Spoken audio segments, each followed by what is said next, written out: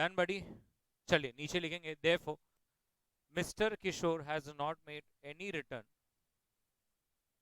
या mister Kishore will not make any return if the units are redeemed, if the units are redeemed within next 6 months, if the units are redeemed within next 6 months, तो फिर कोई पैसा बनेगा नहीं, because आपकी investment 30,000 की है, आप जब रिडीम कर रहे हो तो वो सिर्फ 26,726 का है, कोई पैसा बनने वाला नहीं है। क्लियर? पक्का एवरीबडी? और मेरे को आई होप ये वाला जो मैंने ब्लू में खास अंडरलाइन किया है, ये आपने कहीं तो नोट कर लिया है। क्या नोट कर लिया है? कि डिविडेंड री इन्वेस्टमेंट के अमाउंट पर एंट्री लोड नहीं लगता, ये आपको अच्छी तरह से समझ जाना चाहिए। ठीक है, क्वेश्चन 14 हो चुका है क्या?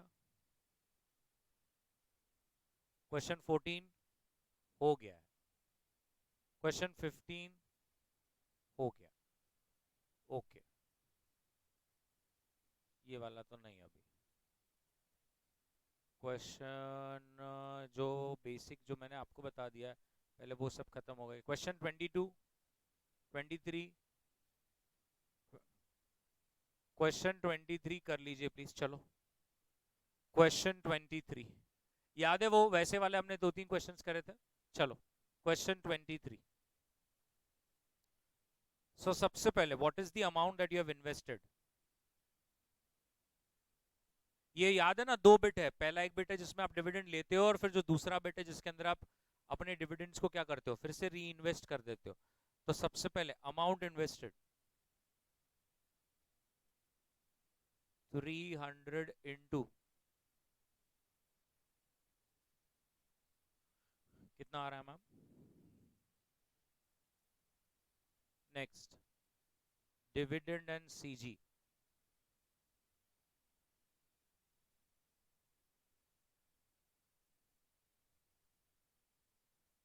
सॉरी बाप रे, 675 होगा।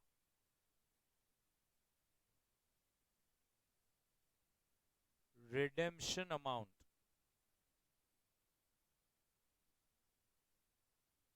3,900।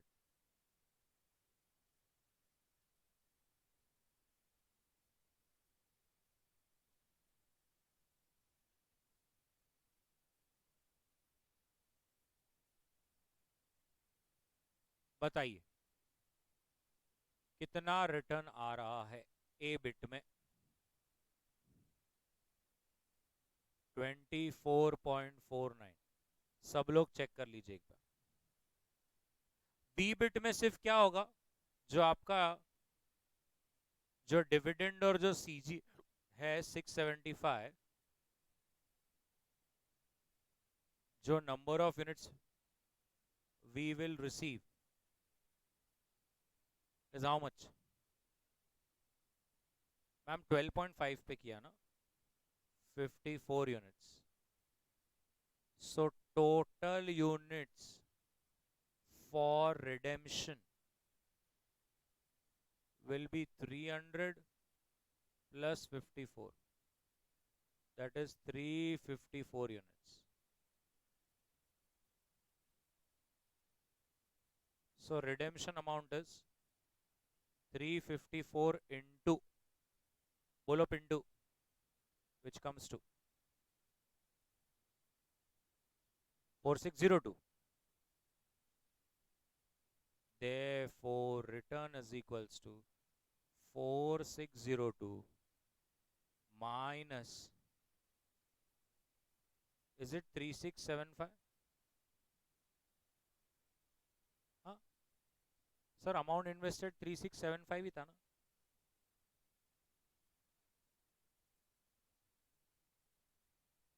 कितना रिटर्न परसेंटेज आ रहा है? 25.22।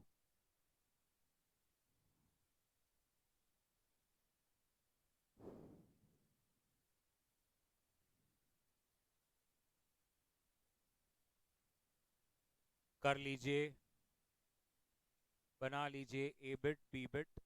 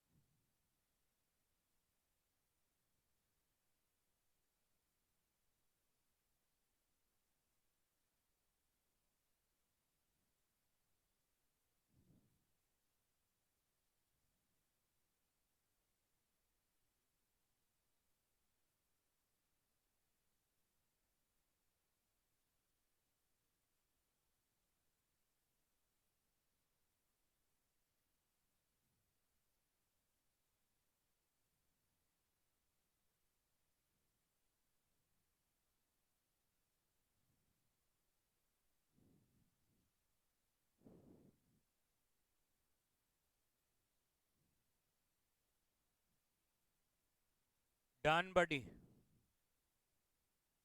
मैम 24 हो चुका है।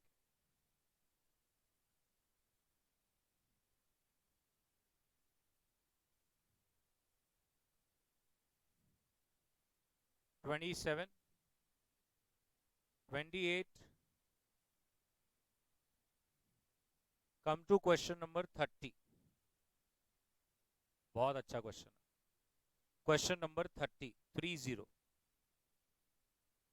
चलिए now, on 1 April, ABC Mutual Fund has issued 20 lakh units at 10 rupees, and the initial expenses involved is 12 lakhs. It has invested into the stock market to build a portfolio of 185 lakhs. During the month of April, it disposed of some of the instruments costing 60 lakhs for 63 lakhs and have used the proceeds in purchasing securities for 56 lakhs. The fund management expenses for the month of April is 8 lakhs, जिसमें से 10% अभी भी in arrears है.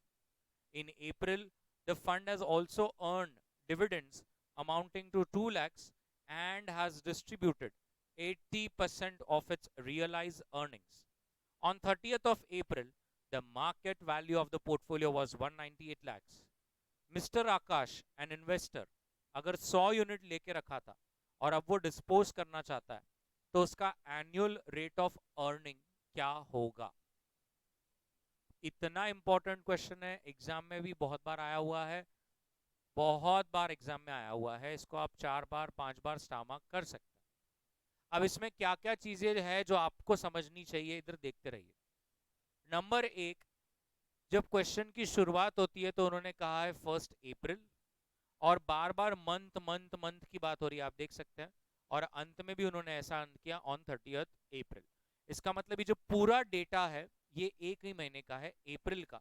लेकिन इनका पूछने का तरीका अंत में है what is the annual rate. तो इससे हमें समझ जाना चाहिए कि मुझे 12 डिवाइड बाय 1 करना पड़ेगा मेरे रिटर्न के फॉर्मूला में। 12 डिवाइड बाय 1 क्यों करना पड़ेगा? बिकॉज 12 और ये एक महीने का है, बराबर है एवरीबडी। नंबर 2, आप देख सकते हैं कि इसके अंदर बहुत बार पैसे आ रहे हैं, पैसे जा रहे हैं, पैसे आ रहे हैं, पैसे जा रहे हैं। आप इन्वेस्टमेंट्स खरीद रहे हो, आप इन्वेस्टमेंट्स बेच रहे हो, आप खर्चा कर रहे हो, आपको पैसा आ रहा है। इसलिए मुझे कैश इन हैंड का वर्किंग बनाना बहुत जरूरी हो जाता है, क्योंकि अंत तक पता नहीं चलेगा हमारे पास कैश है कि नहीं है। तो एकदम ध्यान से अब देखना, मैं सॉल्व करने वाला हूं। सबसे पहले कहना है से मेरे पास ओपनिंग कैश कितना होगा?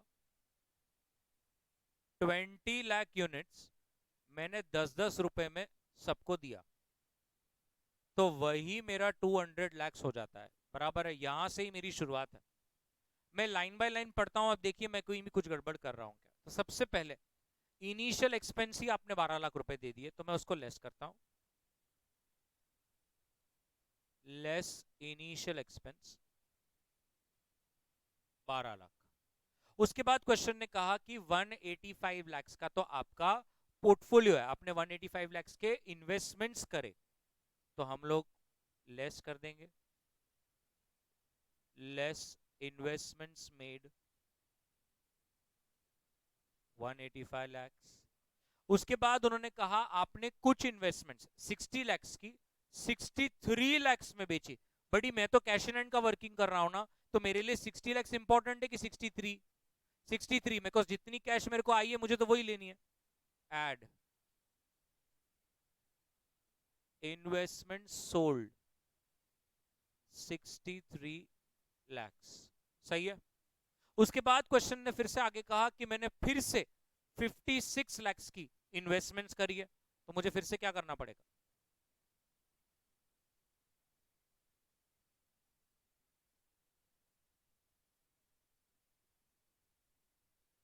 Next, fund management expenses 8 lakhs के थे, of which 10% was in arrears. अब बताइए 10 लाख का खर्चा है, मैनेजमेंट फीस देनी है, बट 10% इन अरियर्स मतलब मैंने 10% दिया ही नहीं। बट अगर मैंने 10% दिया ही नहीं तो मेरे भी कैश में कम ही गया होगा पैसा बाहर, तो मैंने कितना बताना चाहिए? Very good. Management expenses 8 lakh नहीं बताएंगे, बट सिर्फ और सिर्फ 7.2 lakhs बताएंगे। बराबर है यहां तक? बहुत बढ़िया। आगे, इन अप्रैल म्यूचुअल फंड वालों को 2 लाख रुपए का डिविडेंड आया। आप समझ रहे हैं ना, डिविडेंड आपको नहीं आएगा, आप तो म्यूचुअल फंड के यूनिट्स होल्ड कर रहे हो। स्टॉक मार्केट में इन्वेस्ट किसने किया है? म्यूचुअल फंड ने, तो डिविडेंड भी उनको ही आएगा। तो उनको डिविडेंड आया है, प्लीज इसमें मिस्टेक मत करना। उनको कितना डिविडेंड आया है? 2 लाख। इससे उनकी कैश बढ़ गई होगी। यहां पर मैंने 2 lakhs लिखा, एग्जाम में बहुत बार आ चुका है, ध्यान से देखते रहिए। आगे, अब ये वाला स्टेटमेंट बहुत इंपॉर्टेंट है, ये सब चेंज कर देता है। And it distributed 80% of its earnings. It distributed 80% of its earning का मतलब क्या है? कि भाई म्यूचुअल फंड वालों ने 80% ऑफ द रियलाइज्ड अर्निंग्स हमको बांट दिया। हमको मतलब किसको बांटा? यूनिट होल्डर्स को बांटा। अब सोचने वाली बात यह है, रियलाइज अर्निंग्स उनकी कितनी है? उनकी रियलाइज अर्निंग्स कितनी है, ये सोचना पड़ेगा ना, तभी तब आगे बढ़ पाओगे। तो सबसे पहले रियलाइज अर्निंग होती है डिविडेंड। डिविडेंड एक ऐसी चीज है जो उनको सच में मिल चुकी है। रियलाइज अर्निंग्स का मतलब है डिविडेंड सबसे पहले आता है। और दूसरा पता है क्या आता है? दूसरा आता है ऐसा जेन्युइन प्रॉफिट जो आपने इन्वेस्टमेंट बेचकर कमा लिया हो। देखिए अनरियलाइज नहीं आता। उसने क्या बोला है? 80% ऑफ रियलाइज्ड अर्निंग्स। मेरे पास कुछ ऐसे कंपनी के शेयर्स हैं 1-2 लाख के हैं, जिसकी वैल्यू 7.5-8 लाख हो गई है। बोलने के लिए मैं क्या बोलूंगा?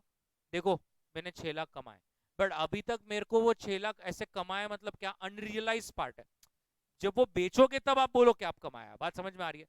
तो एक ही बार इस पूरे प्रश्न में आप देख सकते हैं, एक ही बार, अब मैं यहाँ पे देख रही हूँ, आप दिख रहा होगा आपको, उन्होंने 60 lakhs के इन्वेस्टमेंट्स 63 में बेचे। ये एक ही बार हुआ है कि उन्होंने 3 लाख का कैपिटल गेन जेन्यूनली रियलाइज कर दिया। तो अब मेरे को पूरे प्रश्न में 2 ही बार रियलाइज अर्निंग्स दिख रही है। रियलाइज अर्निंग्स का मतलब होता है जो डिविडेंड एक्चुअल में मिला और जो कैपिटल गेन्स एक्चुअल में आपने रियलाइज करे। तो 2 लाख का डिविडेंड और 3 लाख का सीजी, टोटल 5 लाख आपका रियलाइज्ड हुआ है। मैं जानबूझ से ऐसा करता हूं, इधर देखिए, distribution of realised earnings CG. Is it okay इतना डीप में ऐसा? 3 lakhs एंड डिविडेंड, डिविडेंड कितना है? 2 लाख। अरे dividend 2 lakh, tell me total कितना हो रहा है? 50 lakhs, 5 lakhs, 5 lakhs का 80% 4 lakhs। So dividend 2 lakhs, total आपका 5 lakhs है। आपने 5 lakhs का 80% मतलब कितना? 4 lakhs बांट दिया। बरोबर है एवरीबडी? ये भी एडजस्टमेंट कर दिया। और आगे बस उन्होंने बोला market value of investments is 198। वो तो हमारे एनएवी फॉर्मूला के लिए है। मतलब यहां पर मेरा सारा वर्किंग खत्म होता है। क्या आप मेरे को करके बताएंगे what is my closing cash in hand? 80,000 Chennai, 80,000 closing cash in hand. कहाँ आप लाखों में खेल रहे थे, ऊपर नीचे ऊपर नीचे, और आपके हाथ में बस रह गया तो कितना? 80,000 बराबर है, स्टॉक मार्केट में ऐसा ही होता है। अब मुझे बताइए फॉर्मूला क्या है, हमारा फॉर्मूला क्या है एनएवी का? Total assets minus total liabilities divide by number of outstanding units. ध्यान से देखते रहना। अब टोटल असेट में सबसे पहले असेट मेरी कैश इन हैंड है, मैं उसको लिख देता हूं 80,000। उसके बाद मेरा एक असेट है इंपॉर्टेंट, कौन सा है sir? Market value of investments कितने लाख है? 198 लैक्स, 198 लैक्स ही है ना? 198 लैक्स। क्या मेरी कोई लाइबिलिटी है? क्या मेरी कोई लाइबिलिटी है? Very good, yes, management fees मैंने 10% भरी ही नहीं थी, तो वो 80,000 रुपीज, 80,000 ही ना सर, 8 लाख का 10%, 80,000 रुपए मेरा लाइबिलिटी है मैनेजमेंट फीस का, डिवाइड बाय कितने यूनिट्स है? 20 लाख यूनिट्स है। बताइए 9.9। अब थोड़ा सोचिए, आप भी समझ गए होंगे, इन्वेस्ट किया था तब एक यूनिट लिया था 10 रुपए में, आज एक महीना खत्म हो गया और वही 10 रुपए की चीज क्या हो गई? 9.9 में। तो बताइए इंसान ने लॉस बनाया कि फायदा? ऐसे ही होता है और अपन पास नहीं हो पाते। फायदा किया। अब कैसे फायदा किया? क्योंकि आप भूल गए कि उसको बीच में डिविडेंड्स भी मिले थे, वो तो हमने पकड़ा ही नहीं, तो इसलिए जल्दबाजी करना नहीं, और इसीलिए इंस्टीट्यूट ये क्वेश्चन बार बार पूछती है। तो आपको ऐसा लगा कि उसने लॉस कर दिया क्योंकि 10 में लिया था, 9.9 उसकी क्लोजिंग थी, लेकिन अपने को फॉर्मूला क्या है? Closing minus opening upon opening plus dividend and CG. अब बताइए क्या उसको डिविडेंड सीजी नहीं मिला होगा? मिला होगा। तो अब थोड़ा देखिए कितना मिला होगा, 2 मिनट इधर देखिए। डिविडेंड और सीजी टोटल कितना बटा था? 4 लाख रुपए। कितने लोगों के बीच में बटा था? 20 लाख यूनिट होल्डर्स के बीच में बटा था। मतलब सबको कितना मिला होगा? सबको मिला होगा 0.2 बराबर है। अब मेरा रिटर्न का फॉर्मूला क्या है बडी? मेरा रिटर्न का फॉर्मूला है closing minus opening upon opening plus dividend CG into 100। ना मेरे को बताइए what is closing? 9.9। What is opening? 10 upon opening plus सबको कितना मिला है? 0.2 इंटू 100। बताइए कितना? 1%। लेकिन हमें पता है कि ये हमें एनुअलाइज करना है, और इसीलिए हमें आगे क्या करना पड़ेगा? Into 12 divide by 1, that comes to 12%।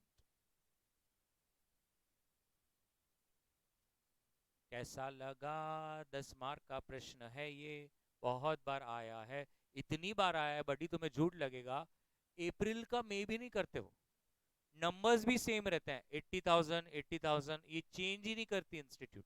मतलब इंस्टीट्यूट तो अच्छी है, ऐसा कुछ भी नहीं, वो हमारे लिए ऐसा करती है, बट आपको समझ रहा है ना?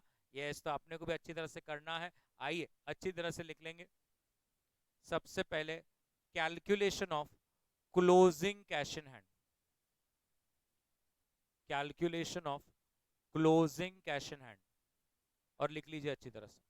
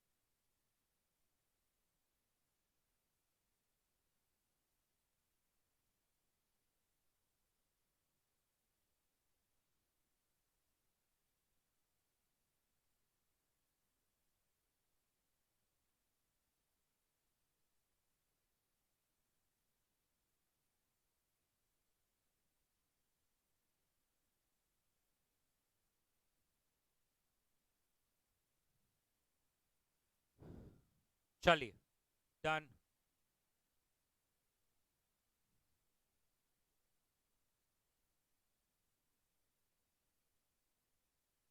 करूं प्रोसीड?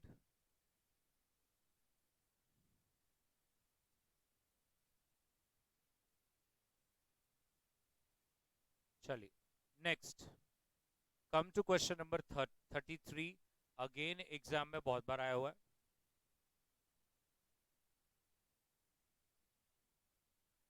बहुत बार आया हुआ एग्जाम में।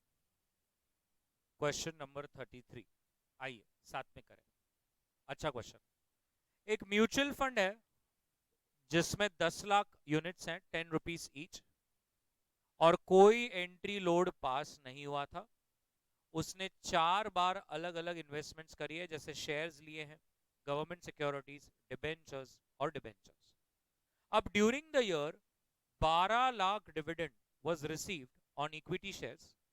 Interest on all types of debt securities was received as and when due.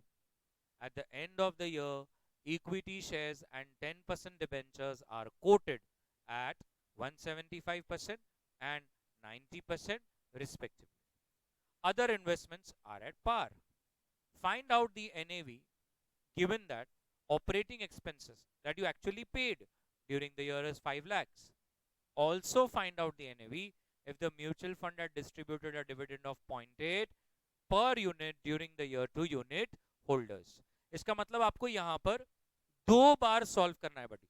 अगर आप देख रहे होंगे, ये देखिए, यहां पर आपको एक बार एनएवी तो सॉल्व करना है, और उसने यहां पर फिर से बोला कि फिर से एक बार सॉल्व करो। इफ द म्यूचुअल फंड्स को सच में उन्होंने 0.8 का डिविडेंड भी दिया होता तो फिर क्या होता। तो आपको 2 बार सॉल्व करना है, मैं करके देता हूं। सबसे पहले मुझे बताइए, आपको क्या लगता है इसमें फिर से हमने क्या करना चाहिए? एक वर्किंग नोट क्या बनानी चाहिए? Very good, cash in hand का एक वर्किंग नोट बनाना चाहिए। क्यों बनाना चाहिए? बिकॉज आपने बहुत सारे इन्वेस्टमेंट्स करे और आपने एक चीज नोट करी, आपने जानबूझ से जो इन्वेस्टमेंट सारे करे हैं बड़ी, वो सारे डेट में किए हैं। अब बताइए, जो डेट होता है, जो डिबेंचर्स होते हैं, जो गवर्नमेंट सिक्योरिटीज होती है, ये आपको क्या देती है? ये आपको देती है इंटरेस्ट, यस और नो? तो आप जब डिबेंचर्स में इन्वेस्ट करते हो, सिक्योरिटीज में इन्वेस्ट करते हो, तो आपको मिलता है इंटरेस्ट, और जब इंटरेस्ट मिलेगा तो आपकी कैश इन हैंड और बढ़ जाएगी। तो उसके लिए हमें कैश इन हैंड का वर्किंग नोट बनाना जरूरी है। दूसरी एक चीज अगर आप यहां पर ध्यान से देखें, सब लोग मेरे साथ प्लीज देखिए ना, तो यहां पर लिखा हुआ है इक्विटी शेयर्स एंड 10% डिबेंचर्स। ये देखिए, इक्विटी शेयर्स एंड 10% डिबेंचर्स की कुछ अलग मार्केट वैल्यू दी है, बराबर है। लेकिन दो जो चीजें हैं उनकी कोई मार्केट वैल्यू नहीं दी, 7% और 9%। तो टेंशन वाली कोई बात नहीं है कि क्वेश्चन इनकम्प्लीट है, पागल। इधर क्लियर लिखा है इन्वेस्टमेंट्स आर एट पार, मतलब बाकी के इन्वेस्टमेंट्स जो वैल्यू पे आप वही वैल्यू पे ले सकते हो। मतलब इधर मुझे बताइए, मार्केट वैल्यू ऑफ इन्वेस्टमेंट्स का भी एक वर्किंग नोट बनाना पड़ेगा, कैश इन हैंड का एक वर्किंग नोट बनाना पड़ेगा, और बाद में हमारा काम सरल हो जाएगा। तो आइए मैं यहाँ पर करता हूँ, देखिए मेरे को आता है क्या। सबसे पहले calculation of cash in hand, सब लोग देखेंगे। तो सबसे पहले मेरे पास ओपनिंग कितना था? 10 lakh units into 10 rupees, 1 crore, yes और नो? आपने तुरंत कितने की इन्वेस्टमेंट कर दी? आपने इन्वेस्टमेंट्स कर दी 98 lakhs की। डब्बे का टोटल है, दिख रहा है, तो बिल्लास वही बोलना है। 98 lakhs की आपने इन्वेस्टमेंट्स कर दी। फिर आपको क्या हुआ? आपको डिविडेंड रिसीव हुआ।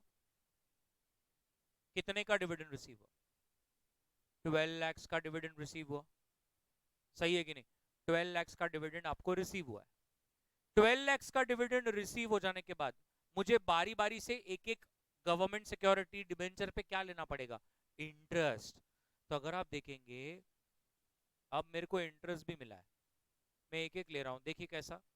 8 lakhs पे 7%, फिर 5 lakhs पे 9%, और फिर 5 lakhs पे 10%। तो क्या आप मुझे बोल पाएंगे मेरे को टोटल इंटरेस्ट इनकम कितना आया होगा? 1,51,000। Okay ma'am, 1,51,000।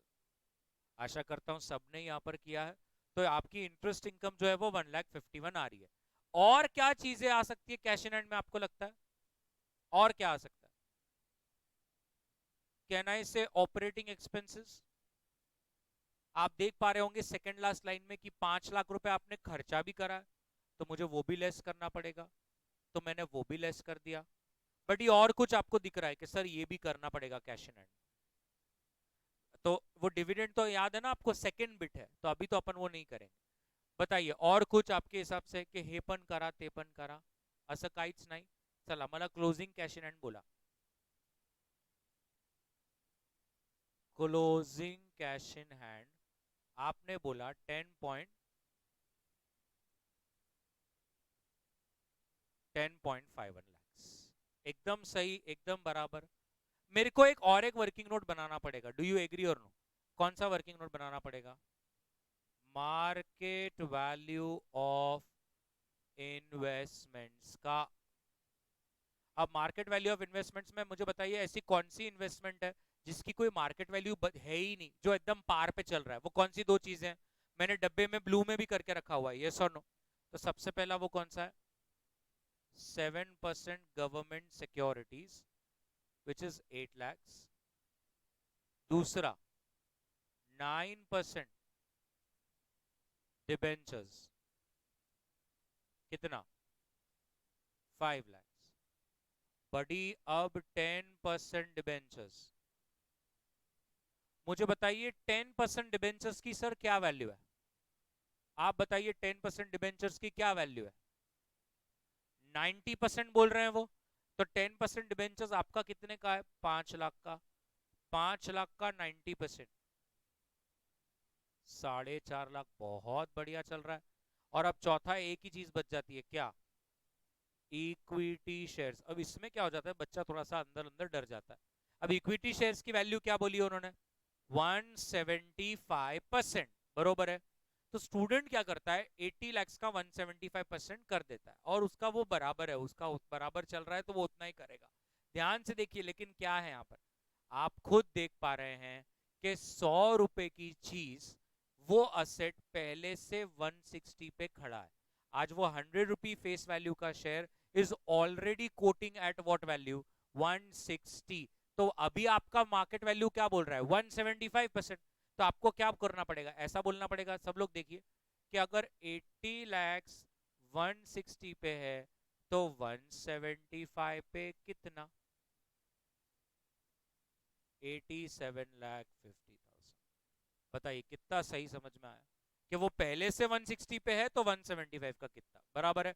तो 87.5 lakhs मैं यहाँ पे ले लेता हूँ फिर से, 87.5 lakhs। क्या आप मेरे लिए टोटल लेंगे? मुझे खुशी होगी। एक बार लेके तो देखिए, 87,50,000। बोलो कितना आ रहा है टोटल? बराबर से लीजिए मैम। 105 lakhs कंफर्म कर दूं? पक्का? ओके, 105 lakhs बराबर है। अब ये भी आपका हो गया, बराबर है सर, एकदम बराबर, रेडीमेड आ रहा है सब। अब अब हमें क्या कैलकुलेट करना है मुझे बताइए? अब हमें क्या कैलकुलेट करना है? एनएवी कैलकुलेट करना है। तो एनएवी का फॉर्मूला क्या है? Total assets minus total liabilities upon number of outstanding units. So मेरे पास असेट क्या क्या है? 10.51 lakhs कैश इन हैंड है, 105 lakhs market value of investments है। बड़ी क्वेश्चन में जरा देखकर बताइए, कहीं पर भी कोई लाइबिलिटी है क्या कि सर मेरी ये लाइबिलिटी है? बताइए, कहीं भी कोई लाइबिलिटी है? बिल्कुल नहीं है, तो जबरदस्ती निकालनी नहीं है, नहीं है तो नहीं है। Divide by number of units, कितने यूनिट्स है बता दीजिए?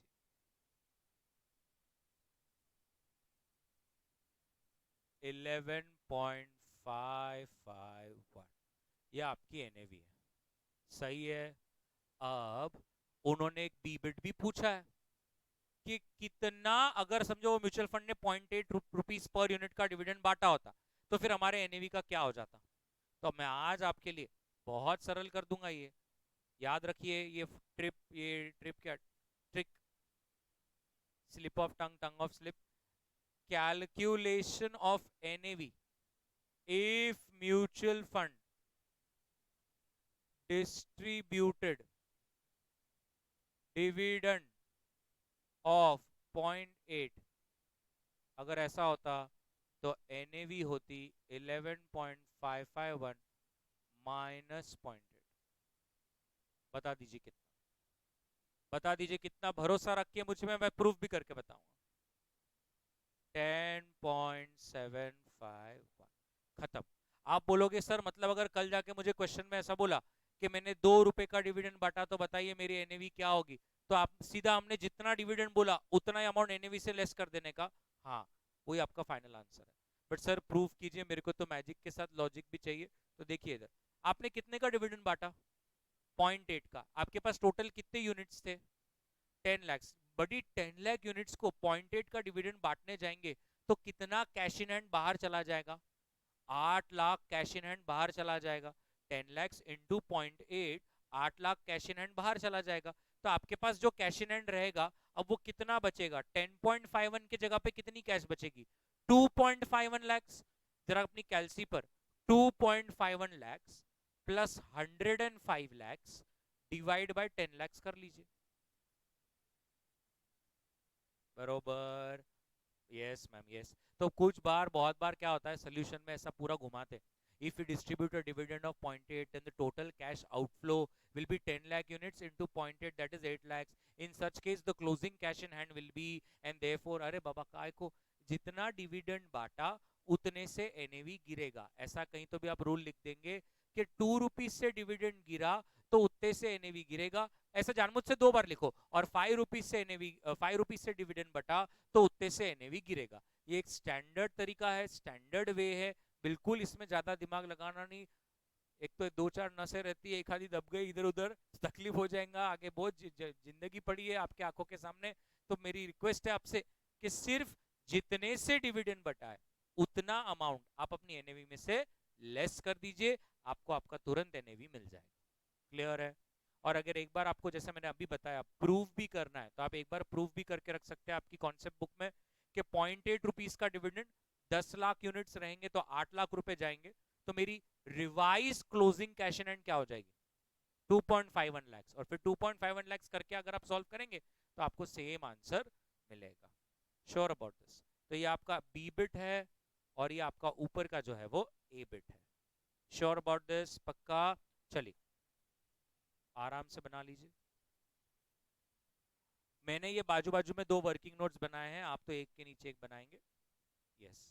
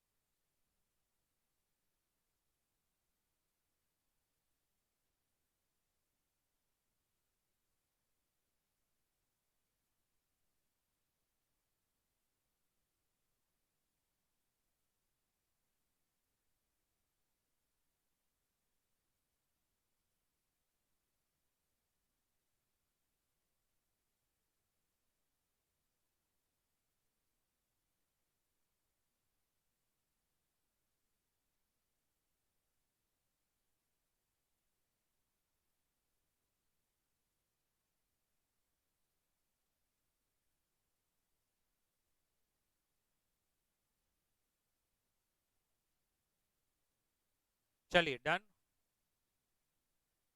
एवरीबडी।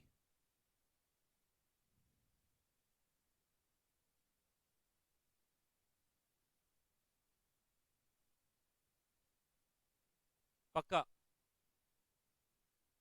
चलिए नेक्स्ट क्वेश्चन, क्वेश्चन नंबर 34। बहुत अच्छा क्वेश्चन है। और तुम ऐसा मुझे बोलना मत कि सर आप हर क्वेश्चन को अच्छा और स्टार मार्क बोल रहे हो। चैप्टर इस पर्टिकुलर चैप्टर में द नंबर ऑफ क्वेश्चंस जो है ना, उसका क्या बोलते हैं, जो वेरिएशन है वही बहुत कम है। और जेन्युइनली सब क्वेश्चन ऐसे 6-6 7-7 8-8 बार आए हुए। तो there is no much scope for यहाँ पर एक्स्ट्रा कुछ बनाने का, करने का।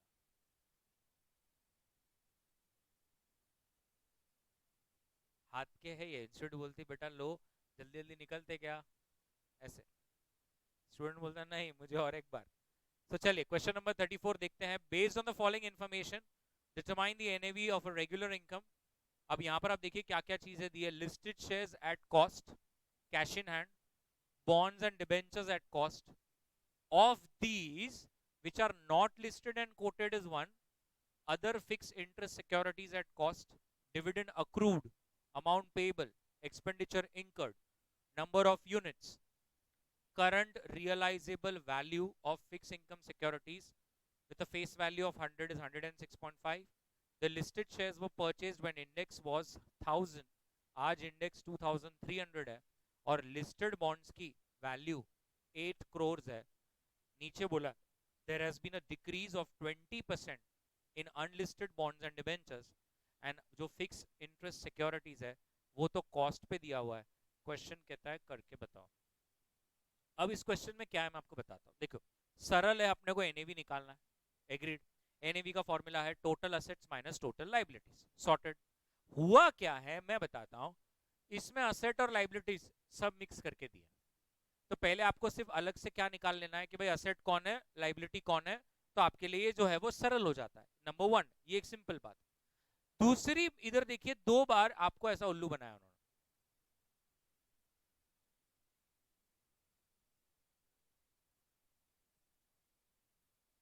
सही है।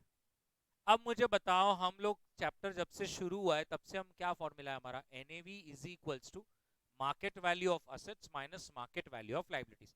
भैया आज मेरे को रोज एनएवी कैलकुलेट करना है तो मुझे रोज का मार्केट वैल्यू पे रखना है ना। आप मेरे को कॉस्ट वाला डेटा कैसा दे सकते हो। तो इसलिए उन्होंने फॉर्मूला वहां पे थोड़ा अपने को टेस्ट किया कि तुमको समझता क्या कि तुमने अगर डायरेक्ट वही ले लिया तो इसका मतलब तो फिर दप्पा है, इसको और एक बार कराना पड़ेगा। अगर आपको समझ में आया कि अरे कॉस्ट पे नहीं लेना है अपने को तो मार्केट वैल्यू पे लेना है, तो फिर सॉर्टेड है। अब मेरे को बताओ, पहले हम लोग एक बार ये छाट लें कि कौन असेट है और कौन लाइबिलिटी है। सबसे पहला लिस्टेड शेयर्स क्या है, asset. Very good. Listed shares asset है, अपन इन्वेस्ट करते हैं अपने असेट से वो। भगवान आपको खुश रखे। कैश इन हैंड क्या होता है, बॉन्ड्स, ये सब असेट है। ये क्या है, liability, because there is some amount that is payable, right. Payable दिख रहा है उसके ये क्या है, लाइबिलिटी बराबर है। एक्सपेंडिचर अक्रूड मतलब आउटस्टैंडिंग, कुछ बाकी है देना। ये फिक्स इनकम क्या है, असेट। और बाकी का डिटेल्स तो सब ऊपर के ही डिटेल्स का है।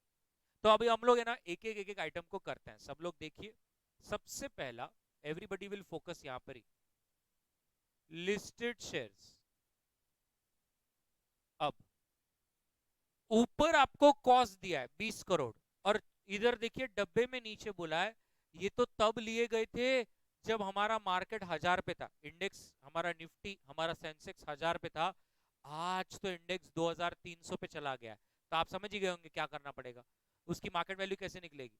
20 करोड़ की चीज जब 1000 इंडेक्स था तब लिया गया था, आज 2300 चल रहा है, तो कितना,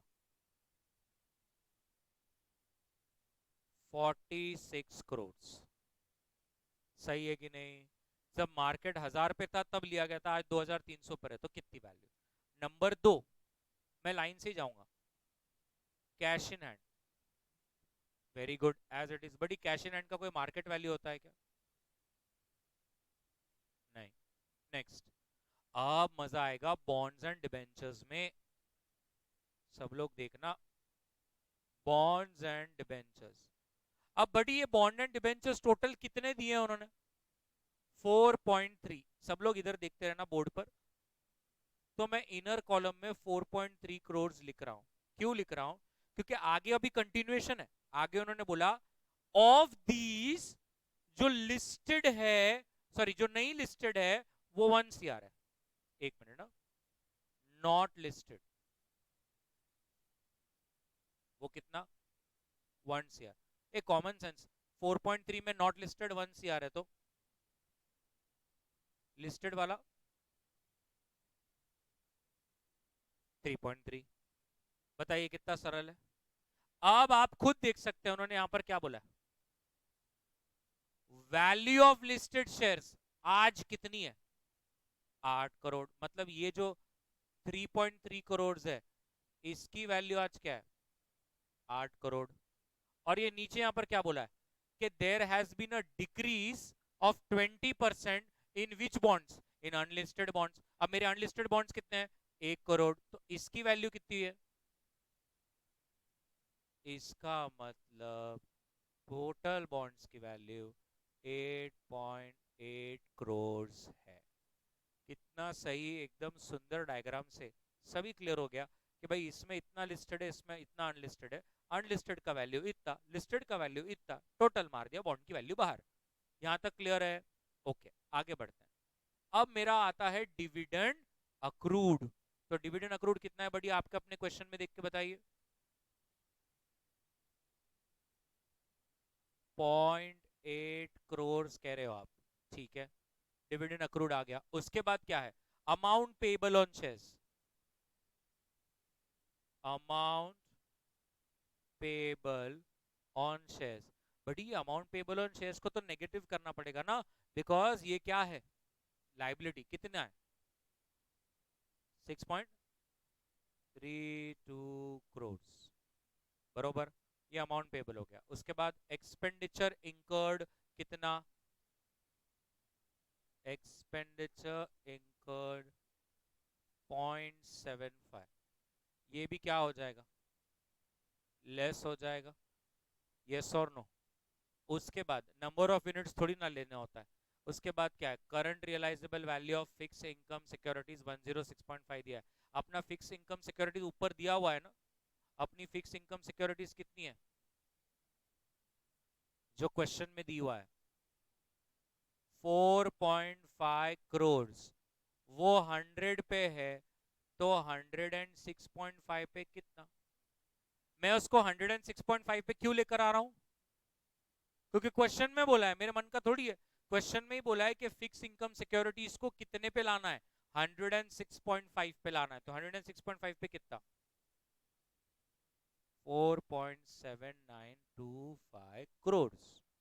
मुझे बताइए ये 7 चीजों को छोड़कर और कुछ है क्या लेने लायक? आप खुद देख लीजिए। मैंने लिस्टेड शेयर्स लिया, कैश इन हैंड लिया, डिबेंचर्स एंड बॉन्ड्स लिया, फिक्स इंटरेस्ट सिक्योरिटीज लिया, डिविडेंड लिया, अमाउंट पेबल लिया और एक्सपेंडिचर लिया। इसके अलावा मेरे आपके पास क्वेश्चन है, मेरे पास उत्तर है, सोल्यूशन है। बताइए इसके अलावा और कुछ लेना चाहिए क्या? नहीं। अब आप इसका टोटल तो ले लीजिए।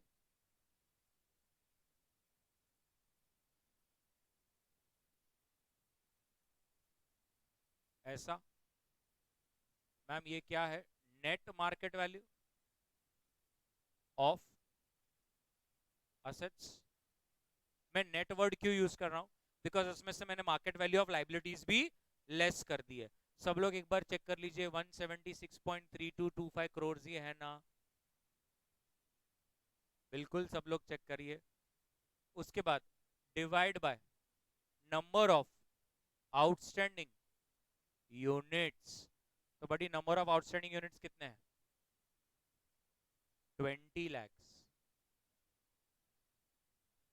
Therefore, क्या आएगा तुम्हारा एनएवी?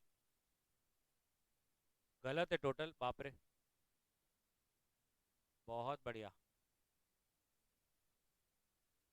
54.5525 divide by 20 lakhs। देखिए आपका वो करोड़ में और यूनिट्स लैक्स में है, थोड़ा ध्यान से करना। 54.5525 करोड़ डिवाइड बाय 20 lakhs,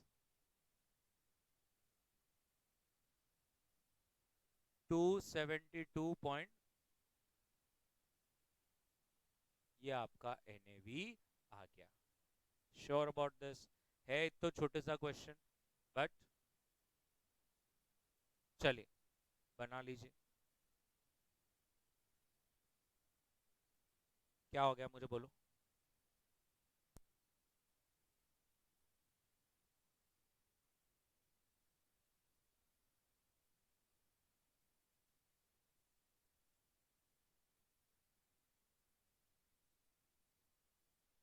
लिए सबसे पहले हेडिंग डालिए कैलकुलेशन ऑफ एनएवी, और पूरा अच्छी तरह से बना लीजिए।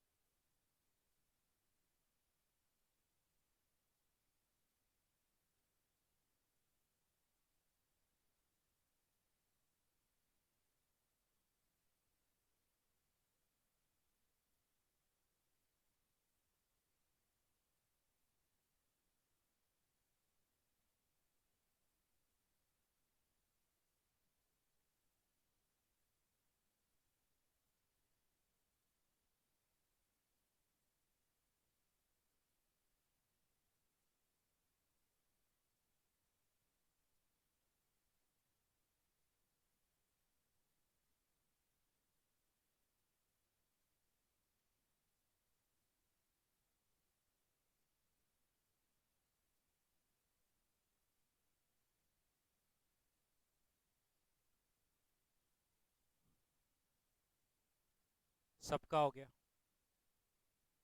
चलिए, one more question. Question number,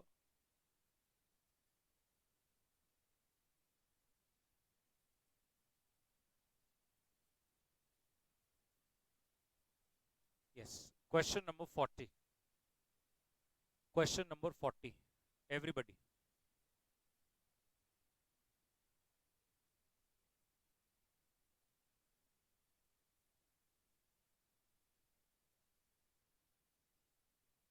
question number 40, चलिए, क्या कह रहा है क्वेश्चन नंबर 40, लेट्स सी। सो सबसे पहले, investment in shares and again can you see this बडी, क्या लिखा है, एट कॉस्ट। तो मतलब आपको क्या करना पड़ेगा, सबको मार्केट वैल्यूज पे लाना पड़ेगा। अब आपको इतना मतलब लकी हूं मैं। तो यहाँ पर आपके पास इतने सारे कंपनी के शेयर्स हैं, A B C D E. उसके बाद फिर से आपके पास बॉन्ड्स में इन्वेस्टमेंट्स है, लिस्टेड बॉन्ड भी है और अनलिस्टेड भी है, और नंबर ऑफ यूनिट्स भी है, एक्सपेंसेस पेबल भी है, कैश एंड कैश इक्विवेलेंट भी है, और market expectation on listed bonds भी है। मैं पूरा सिर्फ ये एडजस्टमेंट के लिए कर रहा हूँ, मैं सिर्फ ये एडजस्टमेंट के लिए सम कर रहा हूँ, बाकी मुझे कुछ भी नहीं सिखाना इस पर्टिकुलर सम में, बाकी सब आपको आता है। Let's see. फिर कंसल्टेंसी एंड मैनेजमेंट फीस है, ऑफिस एक्सपेंसेस है, एडवर्टाइजमेंट एक्सपेंसेस है। और आप यहाँ पर देख सकते हैं उन्होंने क्या बोला है, पांचों अलग अलग कंपनी के शेयर्स आपने कब लिए थे और आज क्या उसका इंडेक्स का वैल्यू चल रहा है वो दे के रखा है। आप भी समझ गए होंगे इससे इसका क्या मतलब है। आपको हर एक का मार्केट वैल्यू अब इससे निकालना है। क्वेश्चन कहता है पहले net asset value of fund देते क्या, उसके बाद net value of asset per unit दीजिए, और उसके बाद थर्ड बिट कहता है कि नेट रिटर्न एनुअलाइज देंगे क्या अगर 4 साल का ये पीरियड था और हर साल कंपनी ने 2 रुपए पर यूनिट एज डिविडेंड भी बांटा था। विल सी टू दैट, वो सब चीजें हम देखेंगे। सबसे पहले तो हमें पहले 2 बिट्स पे फोकस करना है। तो मेरे को बताइए, क्या आप ये पहले 5 कंपनी के जो इन्वेस्टमेंट्स है इनकी मार्केट वैल्यू निकाल कर दे सकते हैं क्या? चलिए स्टार्ट करेंगे please.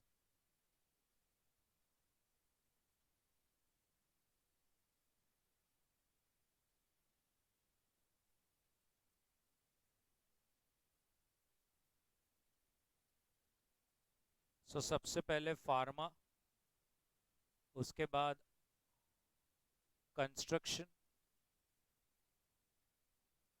Service sector, IT company, real estate. तो जैसे फार्मा कंपनी का 158 है, तो जब लिया था तब वैल्यू 300 है, आज 500 है, तो इसकी वैल्यू क्या होगी? 263 पॉइंट कितने 3, बहुत सारे। क्वेश्चन की लास्ट लाइन में लिखा है कि आपको 3 डेसिमल्स तक जाना है, तो आप मुझे 3 डेसिमल्स तक बताना, ठीक है। अभी आप करिए, कंस्ट्रक्शन का कितना आ रहा है? 47, ओके। सर्विस सेक्टर कर लीजिए आराम से। सॉरी सॉरी, फिर से।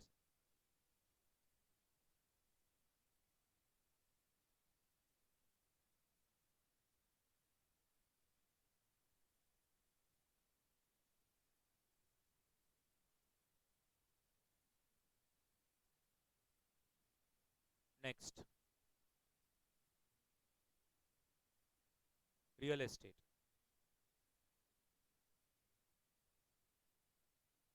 20। बस टोटल मत मारना, इतना ही निकाल के रुक जाना। 70,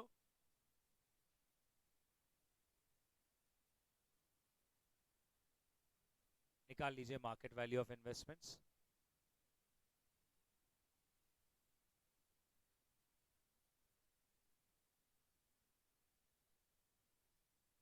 टोटल मत मारना, अभी और बाकी है। बस ये 5 चीजें लिखकर रेडी रहिए, 5 चीजें इतना बनाकर रेडी रहना है।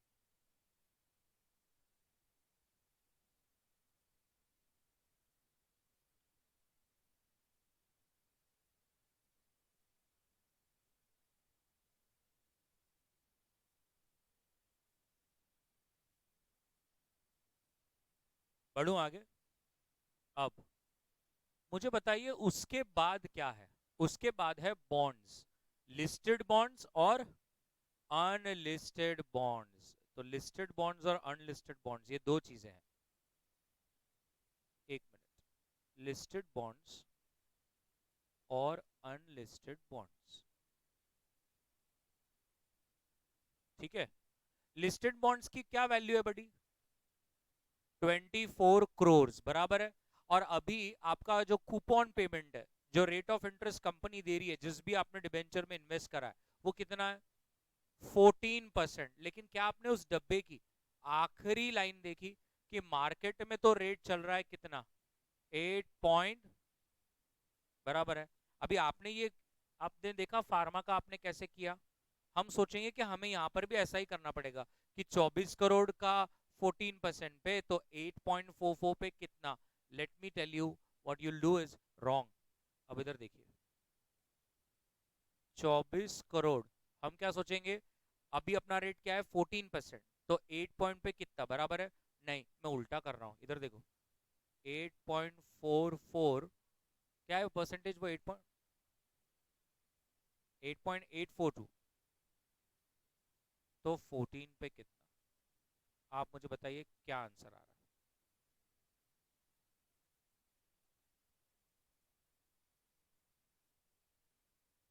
38। और मैं इसको खास करके कर दूंगा ऐसे। अब मुझे बताइए कि ऐसा मैंने क्यों किया।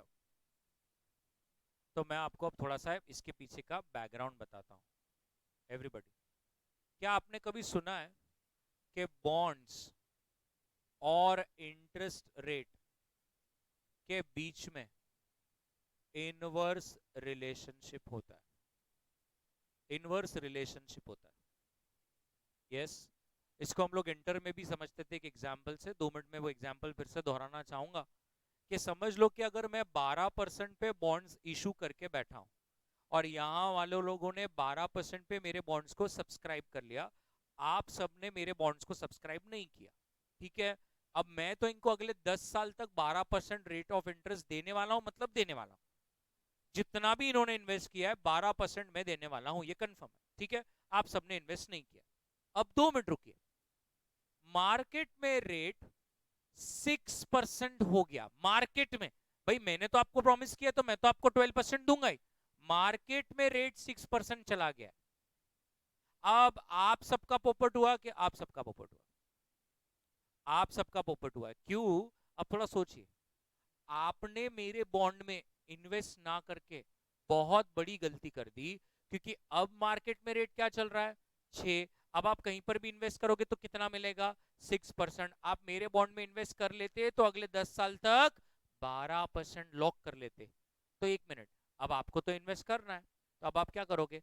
इधर के लोगों को क्या करोगे? अप्रोच करोगे और इनको क्या बोलोगे?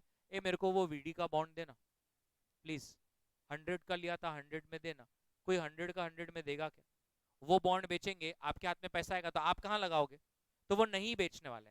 आपको अगर उनसे बॉन्ड चाहिए तो आपको ज्यादा प्राइस कोट करनी पड़ेगी कि कम प्राइस कोट करनी पड़ेगी? ज्यादा। Moral of the story, rate of interest जैसे ही कम हुआ, लोग वही बॉन्ड को ज्यादा ज्यादा प्राइस पर मार्केट में खरीदने की कोशिश करेंगे, बॉन्ड मार्केट बढ़ गया। फिर से एग्जाम्पल को उल्टी तरफ दोहराता हूं। अगर रेट ऑफ इंटरेस्ट मार्केट में 17% हो गया, 17 तो यहां वाले लोग मेरा बॉन्ड सब्सक्राइब कर कर अटक गए, और आप लोग इनके ऊपर हंसोगे, आप कहोगे हमने तो पहले ही बोला था वीडी का बॉन्ड मत ले। अब 12% पे जीवन भर अटक गए, आज देखो मार्केट में 17% चल रहा है, हम तो कहीं पे भी इन्वेस्ट करेंगे तो 17% में हमें इनकम आ जाना शुरू हो जाएगी। अब आप ऐसे बॉन्ड तो लेंगे नहीं, उल्टा जिन्होंने लिया है वो मेरे बॉन्ड को क्या करेंगे? बेचकर एग्जिस्टिंग जो नया नया 17% वाला बॉन्ड है उसमें जाना पसंद करेंगे। आप अपने बॉन्ड्स इनको बेचेंगे तो क्या ये खरीदेंगे? आप बोलोगे 100 का बॉन्ड है 100 में ले ले, ये लेंगे नहीं। आपको क्या करना पड़ेगा? भाव को क्या करना पड़ेगा? कम करना पड़ेगा। Moral of the story, interest rate ऊपर गया है तो बॉन्ड का वैल्यू क्या हो जाएगा? कम हो जाएगा। क्या बात सबको समझ में आ रही है? तो आपको एक बात समझ में आ गई मैंने आपसे यहाँ पर क्या करवाया। अब आप ये वाले इतनी चीज को देखिए, 24 करोड़ बॉन्ड की वैल्यू थी जब 14% रेट चल रहा था आपका। आज अब मार्केट में 8% रेट हो गया है, तो बॉन्ड का वैल्यू बढ़ना चाहिए कि घटना चाहिए? बढ़ना चाहिए, यस। 14 से अगर 14 चल रहा है और मार्केट में रेट 8% चल रहा है, तो बॉन्ड की मार्केट वैल्यू बढ़ेगी ही। इसको हम साधारण तरीके से ऐसे भी समझ सकते हैं कि आपने जिस कंपनी का बॉन्ड लिया ना, वो 14% दे रहा है और मार्केट में तो 8% चल रहा है, तो आपकी बॉन्ड की क्या वैल्यू होगी? आप कितने लकी हो कि आपको 14% मिल रहा है, मार्केट में तो 8% पे लोग मर रहे हैं इन्वेस्ट करने के लिए, तो ऑटोमेटिक आपकी जो बॉन्ड की मार्केट वैल्यू है वो बढ़ जाएगी। इसीलिए यहाँ पर ऐसा किया है, बाद में दिक्कत नहीं होना। मैं हमेशा हर बैच में क्या करता हूँ, एक बार ऐसा सॉल्व करता हूँ जिससे लोगों को लगे कि ऐसा ही करना है, बट ऐसा नहीं करना है, बॉन्ड में आपको उल्टा करना है।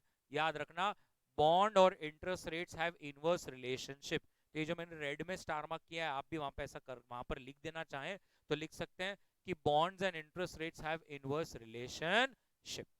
सही है। अब अनलिस्टेड बॉन्ड्स का तो कोई टेंशन नहीं है, उसकी कुछ परसेंटेज नहीं दी है। अनलिस्टेड बॉन्ड्स की वैल्यू क्या है? 14। उसके बाद टेल मी बडी, और क्या बचा है? एक्सपेंसेस है, यस और नो? एक्सपेंसेस पेबल कितना? 7 lakhs, यस। और नीचे मेरे को और 3 अलग अलग खर्चे दिख रहे हैं, कंसल्टेंसी, ऑफिस और एडवर्टाइजमेंट। तो क्या आप ये सारी चीजों को लेस करेंगे? एक्सपेंसेस पेबल, एक्सपेंसेस पेबल कितना है? और वो अलग अलग एक्सपेंसेस एक एक करके बोलो ना, पहला कौन सा है मैम? कितना? नेक्स्ट, नेक्स्ट, ये सब लैक्स है, टोटल बोलेंगे 748 lakhs। आपने एक चीज नोट करी, ऊपर पूरा क्वेश्चन जो था वो क्रोर्स में था और ये सब लैक्स में, तो आपने कितना लैक्स बोला मुझे? 748, तो this will be 7.48 crores।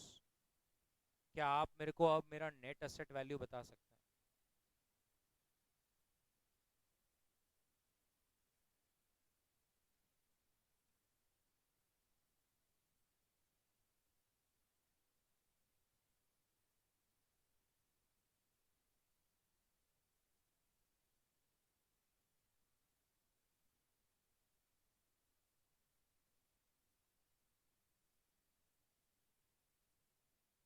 Seven seven 770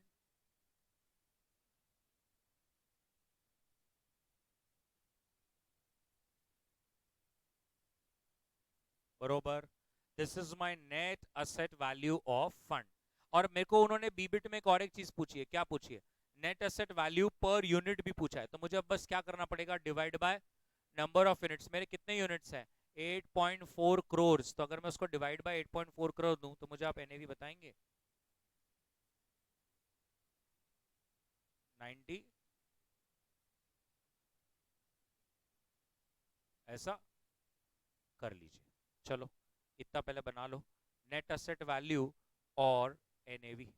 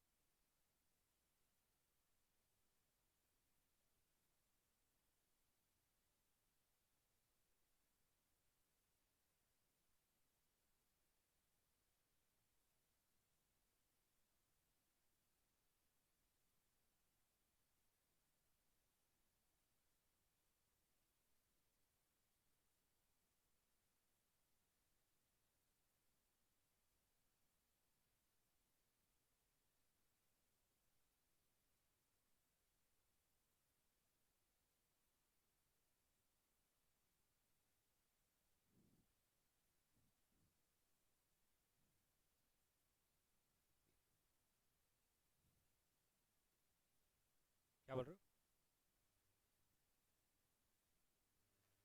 cash balance बाकी है ऐड करना। बाप रे, कितना है कैश बोलो? 3 crore. So this comes to 773. So what is your NAV?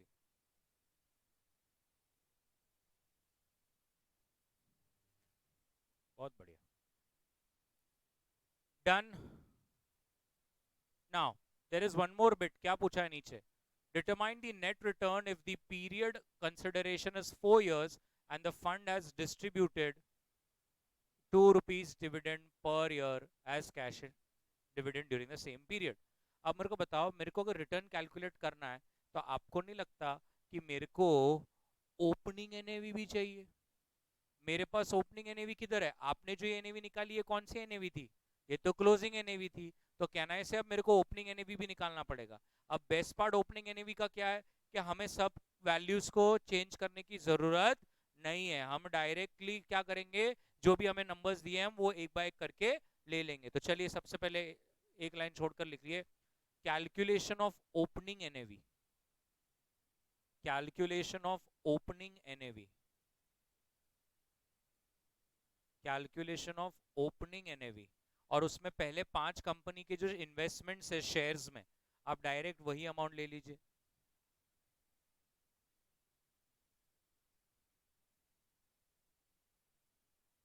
पांचों ले लीजिए वही।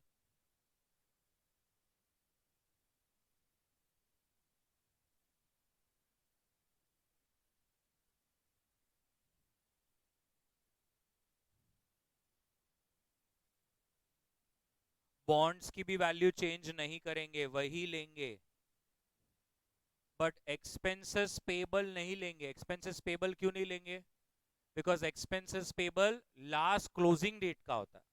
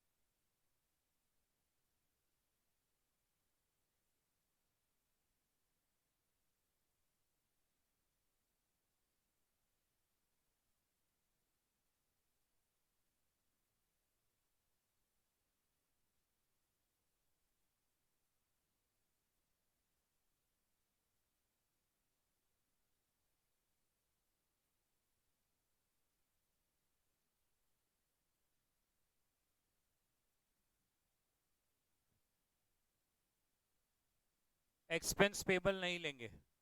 What is your opening?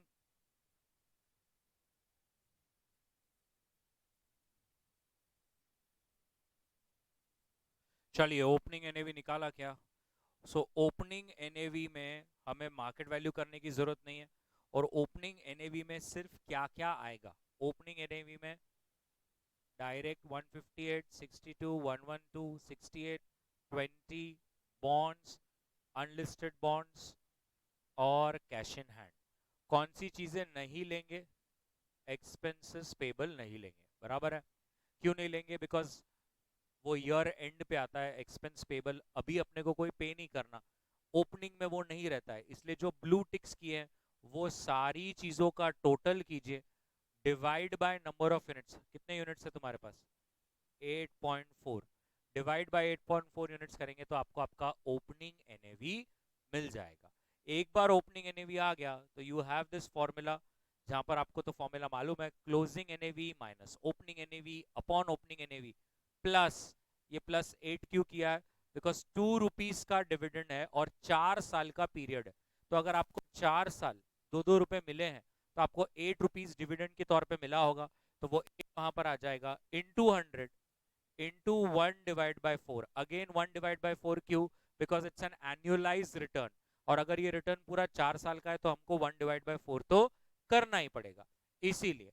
तो यहाँ पर आपका जो भी ओपनिंग एनएवी आएगा आप वो ओपनिंग एनएवी को यहाँ पर डाल दीजिए और अपना रिटर्न कैलकुलेट कर लीजिए। Sure about this everybody? चलिए कर लीजिए।